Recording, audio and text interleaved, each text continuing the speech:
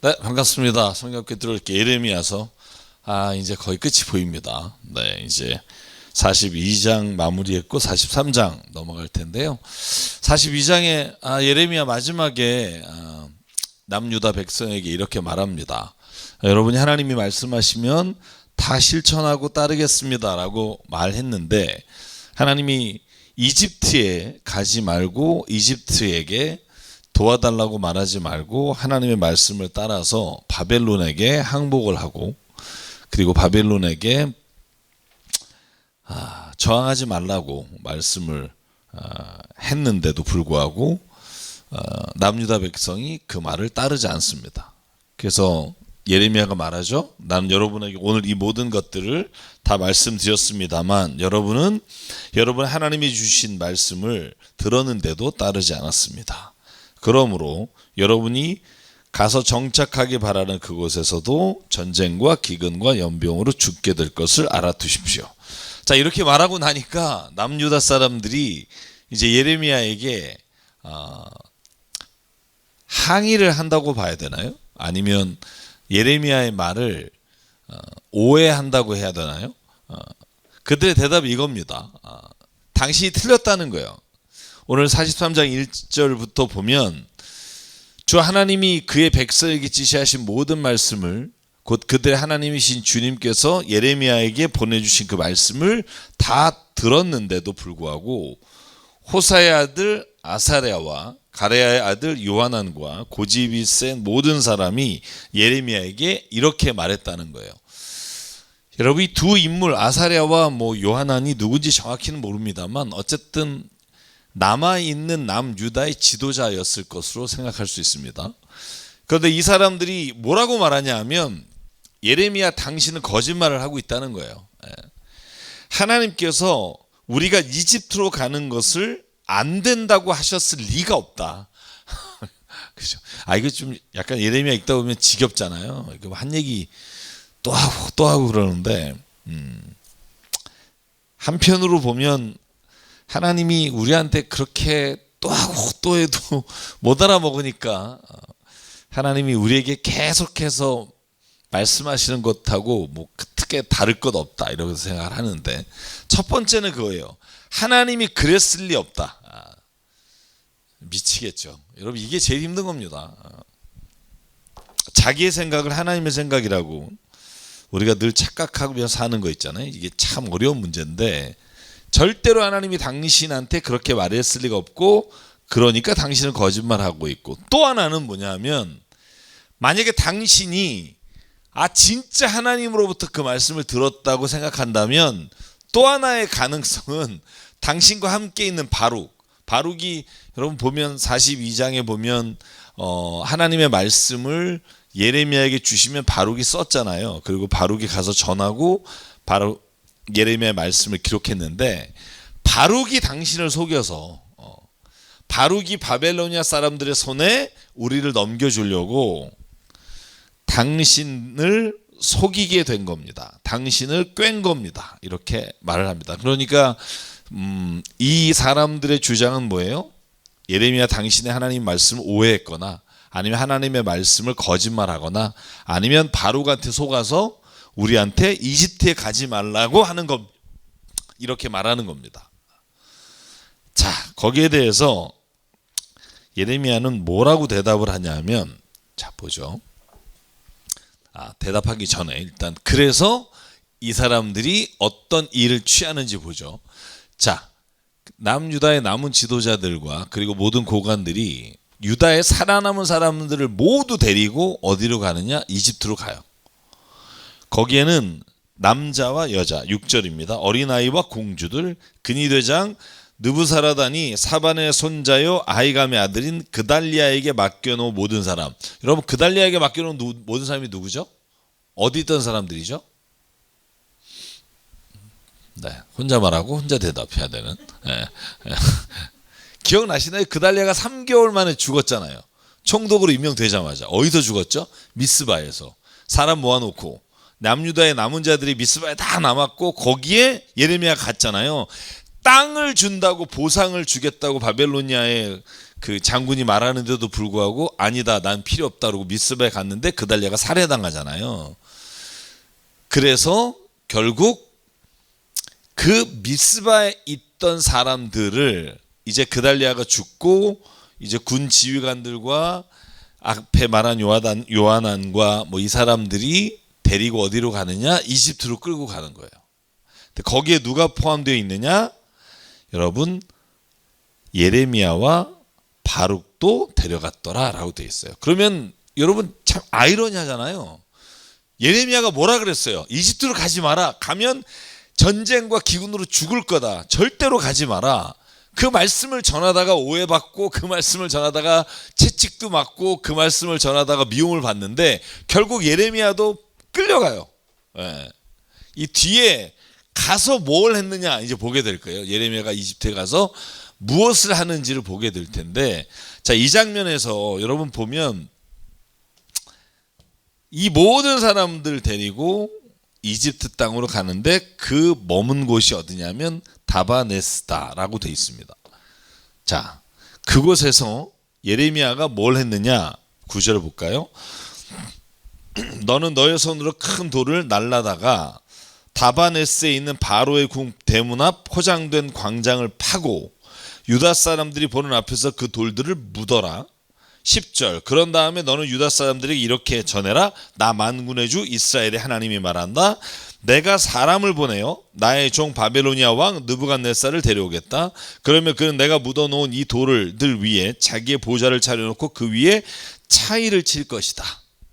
자, 이 말씀을 뭔 말인지 이해하겠나요? 어렵죠. 네. 그러니까 여러분, 다바네스에 사실 우리가 그 자료를 보면 바로의 궁전이 따로 있진 않았어요. 자, 지역을 보여드릴게요. 자, 다바네스가 어디냐면 유대 땅이잖아요. 가나안 땅, 여기 지중해고 여기가 이제 이집트잖아요. 이집트 북쪽에 다바네스라고 하는 이제 믹돌이 있고 다바네스가 있고 멤피스가 있고, 여러분 이 세 지역이 있다 또 나옵니다. 이 지역에 이제 예레미야가 예언하는 말씀 중에 나오는데 요 다바네스에서 정착했다고 봐요. 그런데 요 지역에 별장이 있었을 거다. 궁전은 아니지만 그 별장 앞에 도로 포장된 걸 파서 돌을 거기에다 심어 넣으라는 거예요. 돌을 박아 넣으라고.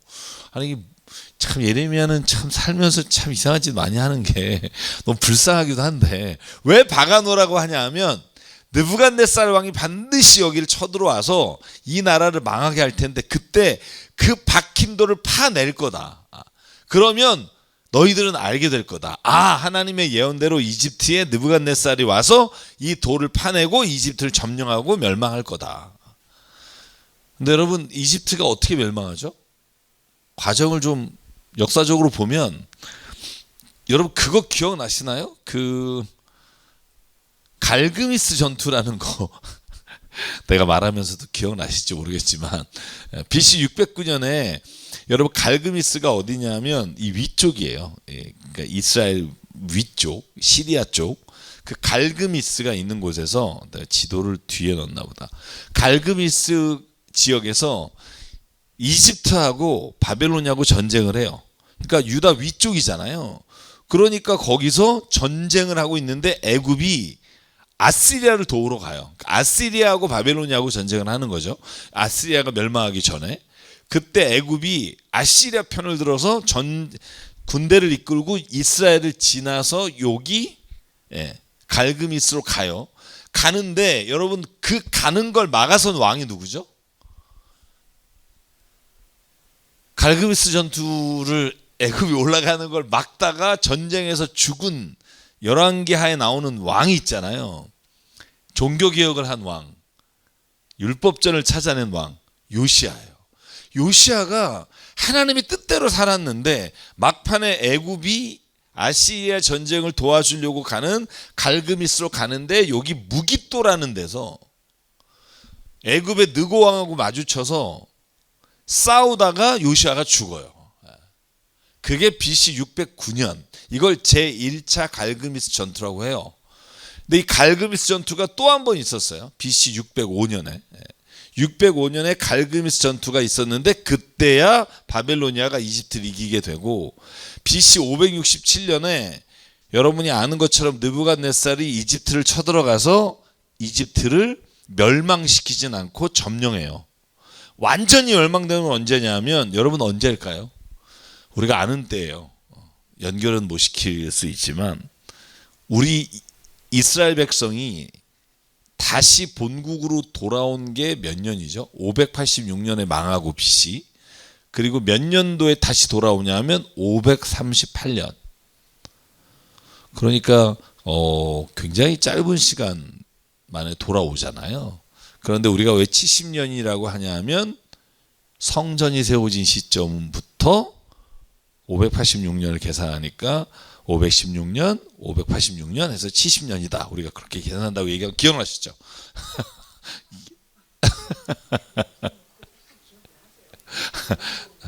저도 뭐 성경 다시 할 때 한 번 더 보죠. 대충은 알지만. 자, 그래서 일단 527년에 느부갓네살이 그 이집트에 오지만 멸망되는 건 539년에 페르시아가 바빌로니아를 멸망시키고 바로 남유다로 모든 사람들을 포로 귀환시키잖아요. 그리고 나서 이집트가 완전히 멸망하는 게 페르시아의 고레스 왕 때입니다. 그래서 어쨌든 예언이 이루어지는 거예요. 그래서 여기 돌을 심으라는 게 뭐냐면, 느부갓네살 왕이 그 이집트에 쳐들어오면 네가 묻어놓은, 그러니까 내가 너를 시켜서 묻어놓은 그 돌을 자기의 보좌를 그 위에 차려놓고, 차일이 뭐냐면 군대 장막을 말해요. 군인들이 거기에 장막을 칠 거다. 그러니까 느부갓네살 바벨로니아 왕이 이집트를 치게 되는 날, 그 돌을 삼아 그 위에 자기 보좌를 차려놓고 이집트의 멸망을, 이집트의 패배를 보게 될 거다. 이런 예언입니다. 예언의 말씀입니다. 자, 그래서 좀 정리할게요. 정리하면, 남유다의 남은 지도자들이 예레미야의 경고에도 불구하고 그를 데리고 이집트로 끌고 가요. 거기에는 예레미야와 바룩도 포함되고, 예레미야는 이집트로 가지 말라는 하나님의 말씀을 전했지만 지도자에게 끌려서 가요. 자진해서 가지 않았겠죠. 끌려서 가면서도 하나님이 이집트 땅에서 아까 말한 지역, 이 다바네스라는 곳에서 뭘 하냐면 큰 돌을 가져다가 도로 밑에 파서 숨겨놓고 그 위에 바벨로니아의 느부갓네살이 와서 그 위에 진을 치고 이집트를 멸망하는 걸 보게 될 거다. 그러니까 어떻게 볼 수 있어요? 마지막 순간까지 예레미야는 이집트에 가서도 하나님의 예언을 자기의 삶으로 표현하는 게 예레미야입니다. 그래서 예레미야가 참 읽다 보니까 참 하나님의 신실하신 예언자다라는 생각을 지울 수가 없어요. 지울 수가 없고, 마지막 이집트에까지 끌려가서 그 일을 하고, 예레미야 애가를 보면 마지막 예루살렘이 멸망하는 걸 보면서 눈물 흘리며 쓴 그 시가 너무나 제 마음에 와닿는다는 거죠. 자, 그래서 이 다바네스라는 지역, 또 믹돌과 멤피스, 이 세 개는 예레미야가 계속 말하는 지명입니다. 그 지명은 이집트의 지명입니다. 이곳에 아마 이집트로 내려간 남유다 사람이 머물렀을 것이다. 이따 지도 하나 더 보여드릴게요.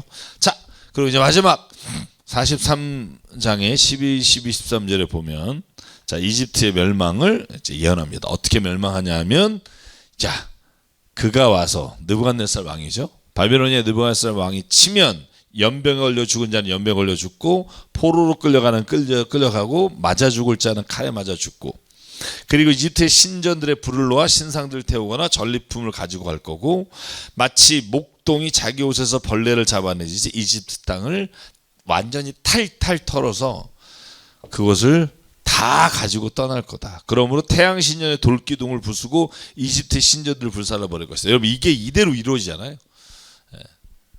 그래서 이 모든 전쟁을 통해서 이집트의 모든 전리품들은 어디로 가 있느냐? 영국의 대형박물관에 있습니다. 영국의 대형박물관에 가면 다 있습니다. 이집트에 뭐 크게 세워놨던 그 탑도 있고. 그래서 누군가가 그렇게 얘기했죠. 제가 얼마 전에 역사학자 유튜브를 봤는데 그런 얘기를 하더라고요. 두 가지인데, 하나는 OECD 그 선진국이잖아요. 선진국 10개국 중에 남의 나라를 침략해서 남의 문화 유산을 강탈하지 않은 나라가 없어요. 미국, 영국, 포르투갈, 스페인 모든 나라가 다. 근데 안 한 나라가 하나 있대요. 한국이래요. 한국만 어디를 침략해서 OECD 국가 중에 어디 침략해서 남의 물건을 빼워서 자기 박물관을 채운 나라가 없어요. 우리나라는 우리나라 값밖에 없잖아요. 가면 외국의 거는 사서 들어와서 잠깐 전시할 뿐이지. 근데 대형 박물관이든 루브르 박물관이든 가면 우리나라 거 다 있거든요. 거기. 루브르 박물관에 가면 우리나라에 쳐들어와서 우리나라 걸 뺏어간 것들이 꽤 많이 있습니다. 그래서 왜 가끔 빌려준다 그러잖아요. 전 그 말을 이해를 못하겠어. 아니 우리나라 거를 뺏어가서 왜 빌려주냐 말이야. 돌려줘야지. 지금도 못 받은 유품이 굉장히 많습니다. 그래서 예를 들면 대형 박물관과 루브르 박물관에서 우리의 문화유산을 대여해줘서 한 달간 전시한다. 이게 사실 도둑놈이 물건 훔쳐가서 주인한테 보고 싶어? 한 달 동안 보여줄게. 이거랑 똑같은 거죠. 그러니까 저는요 인간이 굉장히 합리적이라고 말하지만 힘 앞에는 합리적인 게 없어요. 대표적인 게 어디죠? 유엔이에요. 유엔 상임이사국이 합의해야 일치해야만 결정이 되는데 거기에 러시아, 중국, 미국 예를 들어서 중국은 들어가 있지 않죠. 어쨌든 러시아하고 미국만 서로 이제 대치가 되면 결정을 못 하잖아요. 이렇게 보면 사실은 어떻게 보면 합리적인 것보다 힘이 우위에 있는 게 사실 우리가 살아가는 세상이라는 생각을 하게 돼요. 굉장히 합리적이고 이성적인 것 같지만 사실은 힘의 논리로 지금 모든 전쟁은 이루어지죠. 전쟁 보실래요? 러시아하고 우크라이나 전쟁 정말 웃기지 않나요? 뭐가 제일 웃겨요? 뭐가 제일 웃겨요? 우크라이나는 러시아한테 못 쏴. 본토에 드론이나 쏘지 미사일을 요즘 쏘게 허락하지만 그러나 그 장거리 미사일은 또 못 쏘게 한단 말이에요. 러시아는 쏘고. 왜요? 우크라이나가 잘못 쏘면 러시아는 핵폭탄 쏠 수 있으니까 이런 위험을 항상 갖고 있는 거예요. 여러분 이스라엘하고 지금 하마스하고 헤즈볼라하고 전쟁 보실래요? 얼마나 웃겨요. 이스라엘은 초토화를 시켜도 공격을 못해요. 사실 이 정도 사람이 죽었으면 레바논에서 죽은 사람만 지금 1000명 가까이 되잖아요. 이스라엘 사람 한 명도 안 죽었는데 이 정도 되면 전면전 해야 되거든요. 못해요. 왜? 누가 잘못을 따지기 전에 힘이 센 나라는 쳐들어갈 수가 없는 거죠. 그래서 저는 제가 요즘 읽고 있는 책이 경이로움이라는 책을 읽고 있는데 참 인간이 과학이라는 게 모든 것을 판단하는 근거잖아요. 이 세상이 과학적이라고 과학의 시대라고 말하지만 과학으로 우리가 증명하지 못하는 일이 세상에 얼마나 많아요. 그러다 보니 사실은 우리가 신비로운 것들을 다 잃어버리게 되는 거죠. 과학으로 증명되지 않은 건 다 우리가 주술적이라고 하거나 미신이라고 하기 때문에 정신적인 것과 영적인 것은 다 과학이 증명할 수 없기 때문에 그건 다 미신이고 다 주술적인 거니까. 그래서 제가 그 C.S. 루이스가 쓴 나니아 연대기라는 걸 보면 거기 안에는 어떻게 보면 사자가 나니아라고 사자가 나오지만 그 안에 있는 굉장히 다양한 어떤 페어테일이라고 하잖아요. 그 전래 동화 같은 내용들이 사실은 우리 세상에 과학으로 증명할 수 없지만 너무나 선하고 아름다운 것들이 있는데 그걸 자체가 이제 의미 없다고 우리가 말하게 되는 거죠. 사랑이라는 거 과학적 증명이 안 됩니다. 그냥 뇌하수추의 분비물에 불과하니까. 그러니까 결국 인간은 인간다움을 잃어버리게 되고 그냥 인간이 단백질 덩어리가 되는 거죠. 왜냐하면 과학으로 증명할 수 있는 인간이라는 건 결국은 화학 원자 분소밖에 없기 때문에. 그래서 참 이런 세상이 좋은 세상인가? 저는 그런 생각이 잘 안 들고요. 얘가 딴 데로 갔는데 어쨌든 이런 일들이 일어나게 될 것이다. 그런데 모든 신전의 이집트에 있는 것들은 다 그 나라로 전리품으로 가져가게 될 것이다. 오늘날에도 이런 일이 너무나 많죠. 자, 그래서 보면 제가 얘기한 거 정리하면 609년에 1차 갈그미스 전투에서 일단 무기또에서 요시야 왕이 죽고 2차 무기또 전투 605년에 갈그미스 전투 두 번의 전쟁으로 일단 세계 패권은 바벨로니아로 넘어오고요. 그 다음에 여러분 그 느부갓네살 아버지가 누구냐면 나보폴라살 왕인데 605년에 죽습니다. 그래서 왕으로 느부갓네살이 등극한 게 605년이에요. 605년부터 537년에 이집트를 정리하고 532년인가에 이제 느부갓네살이 죽으면서 바벨로니아는 급격히 망합니다. 그러니까 바벨로니아가 여러분 바벨로니아가 고 바벨로니아, 중 바벨로니아 뭐 이런 그 이 시대가 있는 바벨로니아가 굉장히 바벨로니아가 역사가 길지만 이 신 바벨로니아는 역사가 짧아요. 거의 70년 확 했다가 바로 망해요. 페르시아한테 멸망하고 아예 흔적도 없어지잖아요. 지금 바벨로니아라는 나라가 있나요? 아예 없어요. 뭐 이집트, 요르단 여기가 다 바벨로니아 지역이었지. 지금 뭐 거기 수산 땅이 거기 있잖아요. 그러니까 사실 바벨로니아는 느부갓네살 왕 하나만 기억할 수밖에 없는 게 그 왕 외에는 없어요. 그나마 아시리아는 여러 왕이 있잖아요. 그런데 어쨌든 그래서 페르시아도 여러 왕이 있잖아요. 그래서 여러분 페르시아 왕 외우기 어려운 게 뭐 다리오 왕부터 시작해서 뭐 아닥사스다 왕 뭐 이런 게 다 페르시아는 왕이 굉장히 긴데 여러분 진짜 다행히 바벨로니안 우리가 아는 왕이 느부갓네살밖에 없어요. 그다음에 그 앞에 뭐 아시리아는 뭐 살마네세라든지 뭐 이름 굉장히 많은데 그죠? 그래서 감사해야 돼요. 외울 일은 별로 없다. 그래서 결국 BC 605년 8월 15일에 왕이 됐고 어쨌든 완전히 멸망하게 됩니다. 539년에. 자, 그래서 갈그미스 전투 제가 말씀드리면 갈그미스 전투는 북쪽이에요. 저쪽 유브라데스 한참 올라가서 여기서 전투를 하는데 아시리아하고 바벨론이 하는데 이집트는 이 밑에서 여기까지 올라간 거예요. 아시리아 돕겠다고. 그러다가 무기또에서 요시야 왕하고 싸우다가 느고 왕한테 요시야 왕이 죽죠. 어쨌든 그런 일이 있었다라는 거. 자, 44장 넘어갈게요. 44장은 좀 깁니다만 44장까지 할 수 있을지 모르겠습니다만 가볼게요.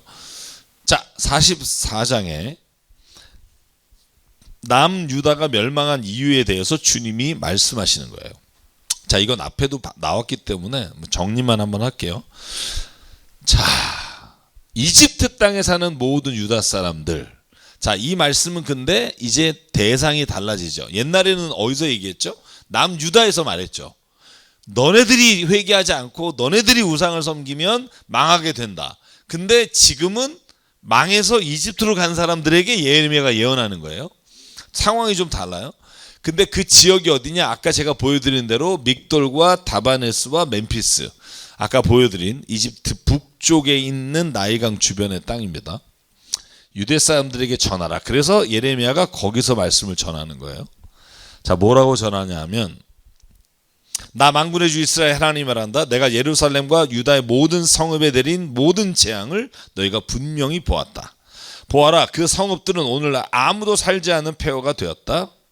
그것은 그들이 자기들도 너희도 너희 조상도 알지 못하는 다른 신들에게 제물을 살라 바치고 섬겼기 때문이다. 다시 말하면 이스라엘이 남유다가 멸망한 이유는 이방 신을 섬겼기 때문이고 우상을 섬겼기 때문이다. 나는 예언자들 너에게 보냈고 거듭 경고했으나 너희들은 그 말을 듣지 않고 다른 신들에게 제물을 살라 바쳤고 그래서 그곳이 오늘 폐허와 같이 바뀌어 버렸다. 이게 하나님의 결론이에요. 너희들이 망한 이유. 자, 이건 뭐 여러분 넘어갈게요. 자, 그래서 7절부터 보면 이제 만군의 하나님이 다시 말씀하십니다. 너희가 그런 악을 행했기 때문에 남자와 여자와 어린아이와 젖먹이까지 다 죽게 되고 그리고 살아남은 자는 아무도 없게 할 것이냐 이렇게 하나님이 물어보는 거예요. 너희들의 죄로 인해 이렇게 고통당하는 것을 잊어버렸느냐? 왜 너희들은 뉘우치지 않고 두려워하지 않느냐? 이집트까지 와서도 이 말이 빠졌죠.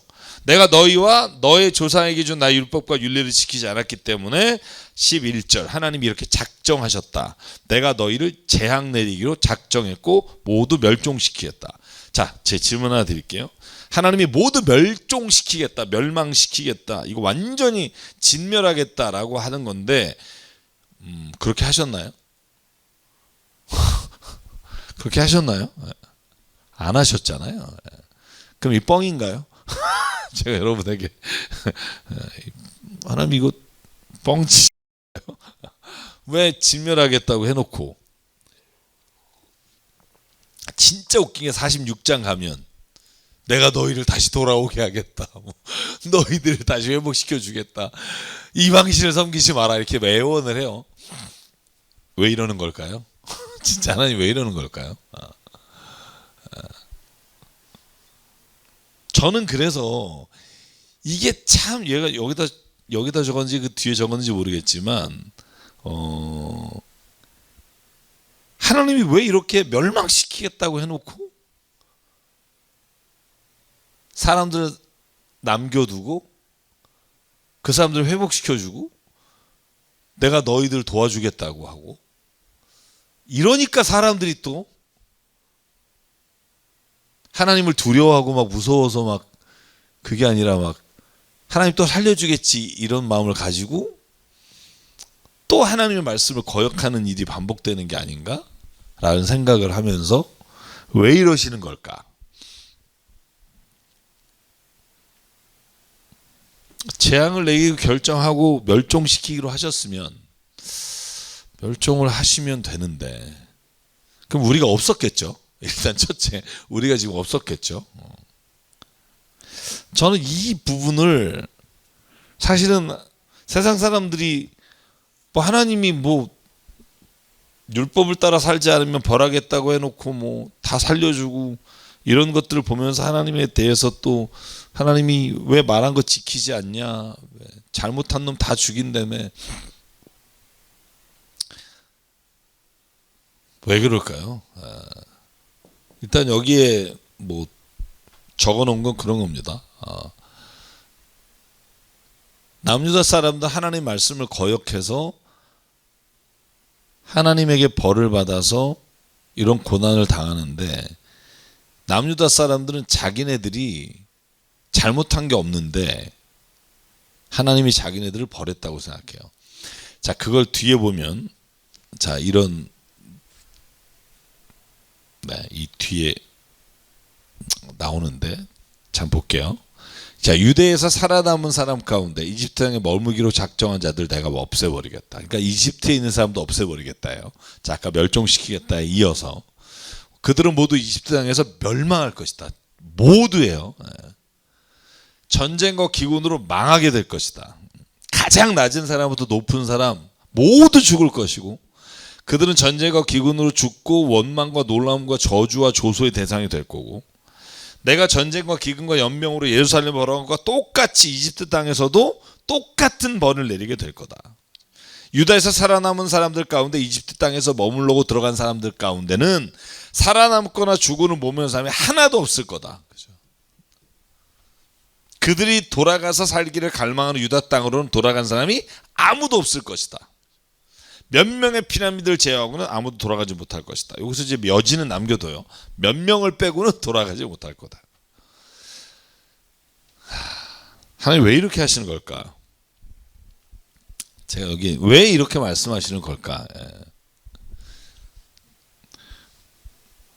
그냥 다 죽여버리든지 아니면 벌을 하지 말든지.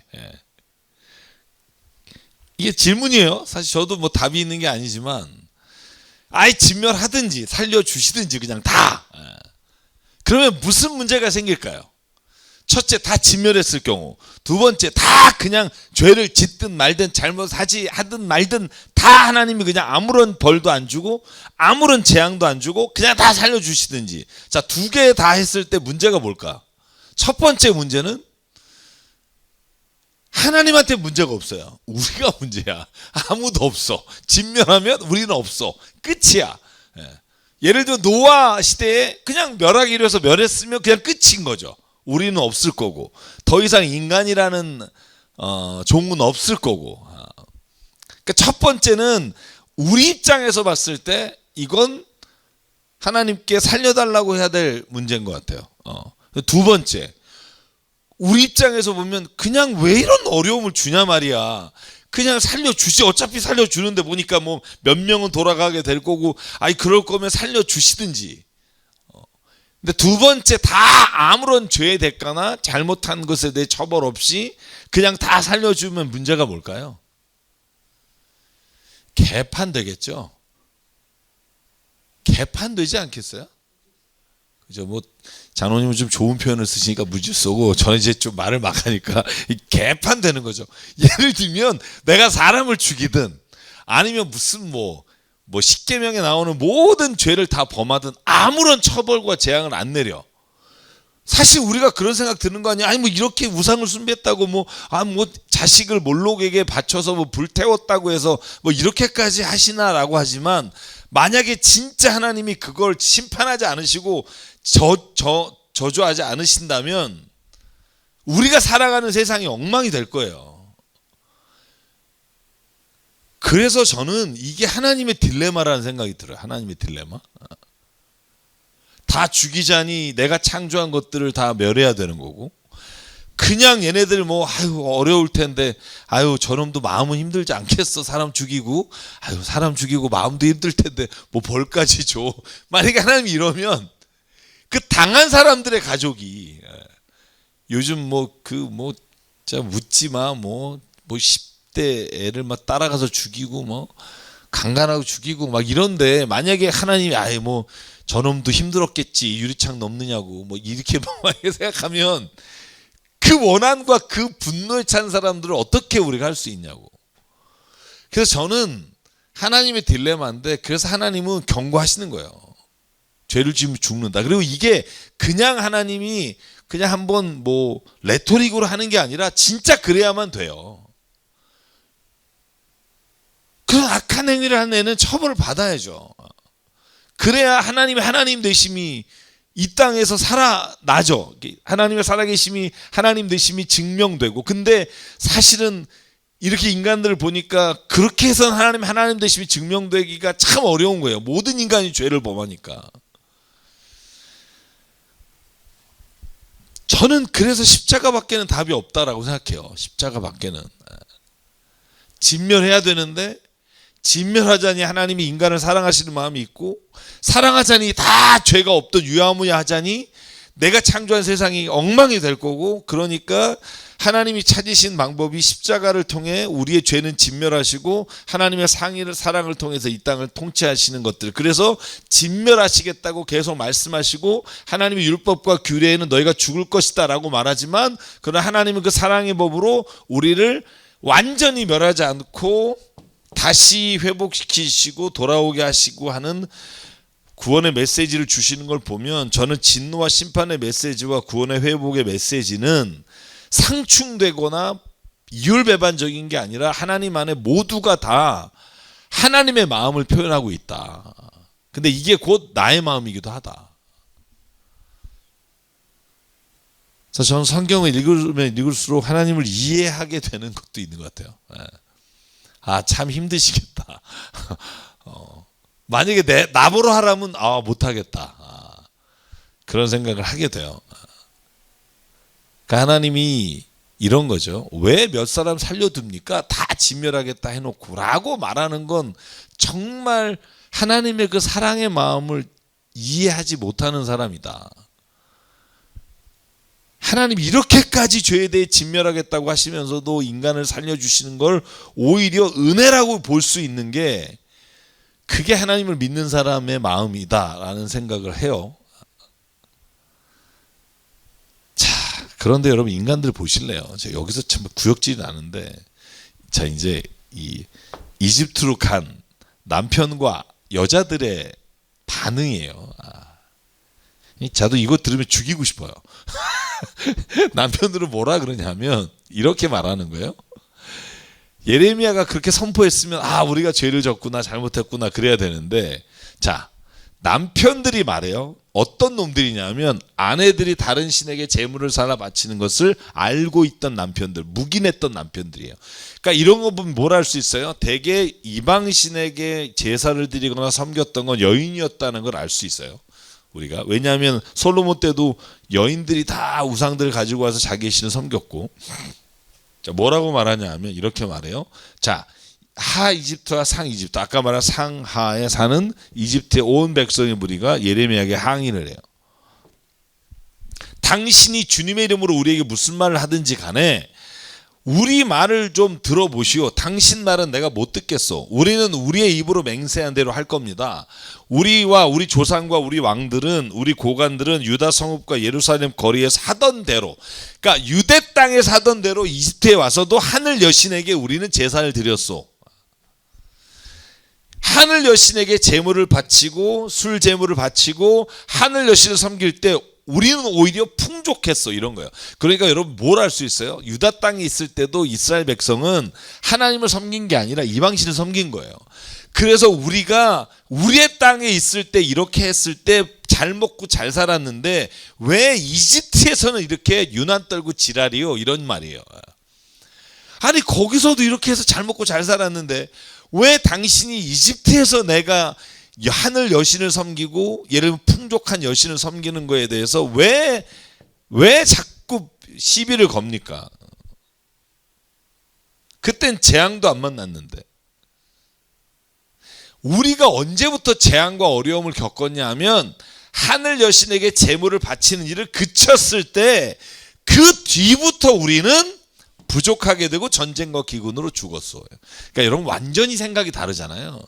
하나님은 너희가 나의 율법과 규례를 지키지 않음으로 말미암아 이방신을 따라간 것으로 말미암아 전쟁과 기근을 당한다고 생각하고, 이집트에 간 이스라엘 백성들은 뭐라고 말하냐면 우리가 하늘 여신을 잘 섬겼을 때는 재앙도 없고 잘 살았는데 우리가 하늘 여신을 섬기지 않을 때부터 우리는 재앙과 기근에 시달렸다. 그러니까 아내들이 듣고 하는 말이 뭐냐 하면 우리가 하늘 여신을 정성껏 바쳤는데 그 바칠 때 남편도 모르게 했겠습니까? 남편도 다 알고 있었습니다. 그러니까 한통속인 거죠. 남편과 아내들이 다 하늘 여신과 이방신에게 섬기고 있었다는 거예요. 자, 그러니까 예레미야를 통해서 우리가 알 수 있는 거, 이스라엘 백성과 남유다가 얼만큼 타락했는지 알 수 있는 거죠. 하나님은 이제 온데간데 없고 눈에 보이는 신들을 섬긴 거예요. 자, 그러니까 하나님이 이제 미치지 않으시겠어요? 이 정도로 잘못된 오해를 하고 있는데, 그래서 예레미야가 백성에게 말합니다. 여러분과 여러분들의 조상, 여러분들의 왕들과 여러분의 고관들, 일반 백성 모두가 유다의 성읍들과 예루살렘 모든 거리에서 제물을 불사나 바친 그 분향을 주님은 모르시겠습니까? 다 알고 있다는 거예요. 하늘 여신에게 바치고 했던 거. 바로 그 일이 여러분에게 악한 행위이며 더 이상 참을 수가 없어서 하나님의 일을 다 없애시려고 오늘날과 같이 주민이 없는 폐허로 바꾸셨다는 걸 왜 깨닫지 못합니까? 이런 거예요. 여러분이 다른 신들에게 제물을 살라 바쳐서 주님께 죄를 짓고 주님께 순종하지 않고 주님의 율법과 율례와 규정대로 살지 않았기 때문에 오늘날 이와 같은 재앙이 닥쳐온 걸 왜 모르십니까? 그러니까 완전한 시각차가 있는 거죠. 예레미야를 통해서 하나님 주신 메시지는 너희가 이방신을 섬김으로 이 고난이 왔다는 거고, 남유다 사람들은 이집트까지 가서도 생각하는 게 뭐냐면 우리가 우상을 잘 섬기지 않았기 때문에 벌 받는다. 여러분 교회 안에도 요즘 이런 분들이 있잖아요. 그런데 하나님은 그 백성들에게 이렇게 말합니다. 온 백성들, 특히 여인에게 말합니다. 여러분 내 말씀을 좀 들으십시오. 그리고는 이렇게 말합니다. 예레미야가 만군의 주 이스라엘 하나님이 이렇게 말씀하십니다. 너희와 너희 아내들은 입으로 서약한 것으로 실천하는 자들이다. 너희는 서약한 그대로 하고야 말겠다고 했고, 너희는 하늘 여신에게 제물을 살라 바치고 또 그들에게 술 제물을 바치겠다고 했으니 너희의 서약을 지킬 테면 지키고 너희의 서약을 실천할 테면 해보려무나. 그러니까 네 마음대로 해라. 그렇죠? 그러나 이집트 땅에 사는 유다 사람들아, 너희는 모두 나의 말을 들어라.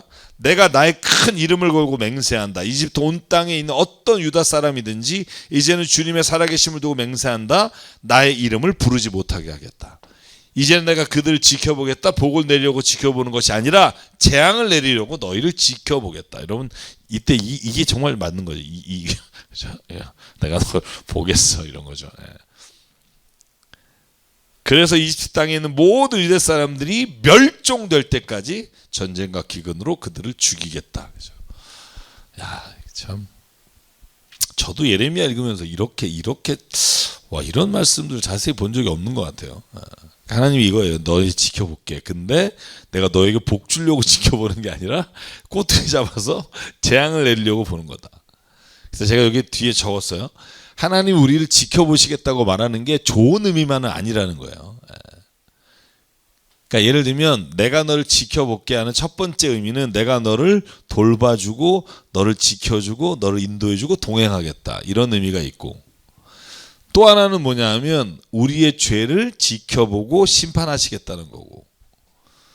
근데 사실은 이 두 가지가 다 있어야 우리가 주님 안에서 두렵고 떨리는 마음으로 하나님의 말씀을 따라 살아갈 수 있다는 거예요.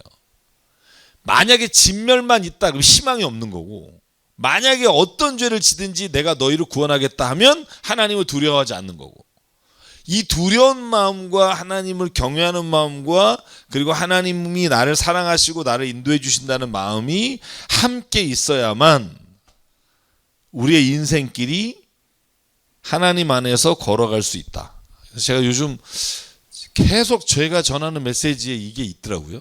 새벽 예배 때 갈라디아서하고 아모스서도 그랬고, 지난주 설교 말씀도 그랬고, 오늘도 그렇고 보니까 하나님을 경외하는 것과 하나님을 사랑하는 것, 하나님이 우리를 사랑하는 마음과 하나님이 우리의 죄를 심판하시는 것, 이건 결코 이율 배반이라 나눠지는 게 아니라 이건 정말 한 인간이 세상을 살아가면서 두 가지의 마음을 가지고 있어야만 우리가 하나님 앞에 정말 두려움과 하나님의 사랑하심을 체험하며 살아갈 수 있겠다.